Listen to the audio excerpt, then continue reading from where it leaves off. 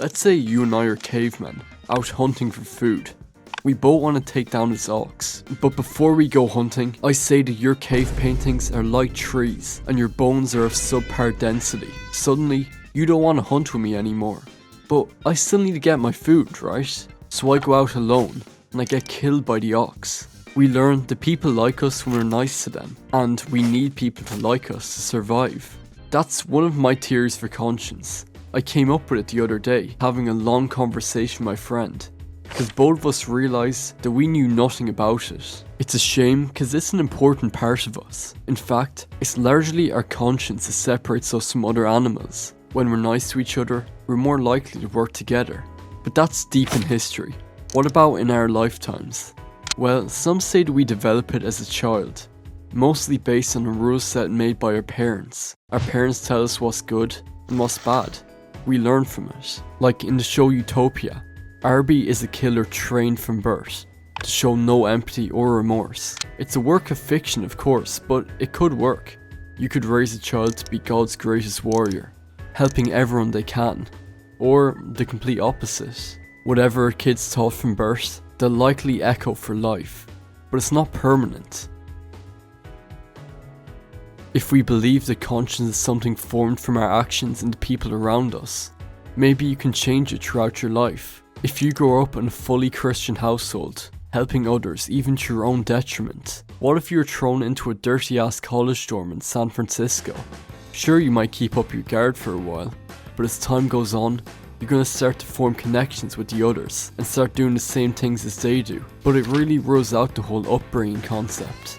And there's plenty, if not more, stories of people growing up in horrible households, living a life of filth, and then turning it around afterwards. So maybe I was wrong before, I don't know.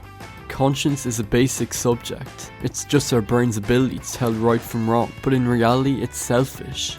Most of our conscience is based off the fact that we want people to like us, and as we internalise these beliefs, we start to feel good when we abide by them, and bad when we don't. But since it's such an abstract psychological concept, it's hard to find a concrete answer on its origin, like religious beliefs.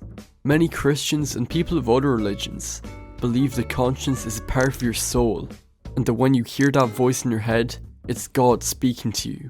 It's a beautiful thing to believe in, regardless of religion, but the fact you believe in God's voice might just make you act out of obligation. If you believe that if you don't give to charity, you're gonna burn in hell for all eternity and be stabbed by Satan himself, you're pretty likely to give that 50-cent donation. Often, we only notice our conscience afterwards, when we see someone that we could have helped but didn't.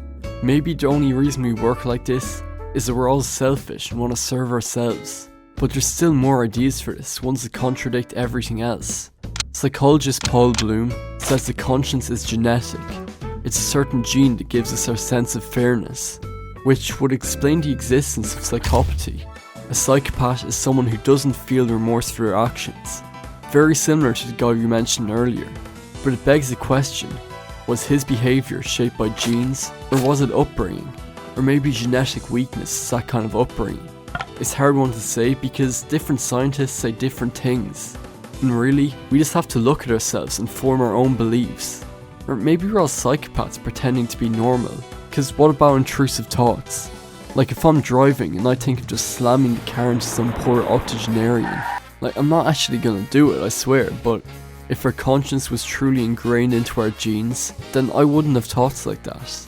My only real thought about all this is that none of us actually have a conscience, and we just learned that if I hurt this person, they won't like me. But I like them liking me, so I won't hurt them. Like, that's it. Maybe I'm just uncovering the fact that I might be a psychopath, I don't know. Often we like to portray ourselves as all serving people, that we just love helping others. Maybe some of that's true. There's no outro for this video because there's no answer for the question, but I'd really like you guys to make some contribution. I know it's a cliche, but comment what you feel about the topic. I'd love to read everything I can. Goodbye, good luck, and boo loop.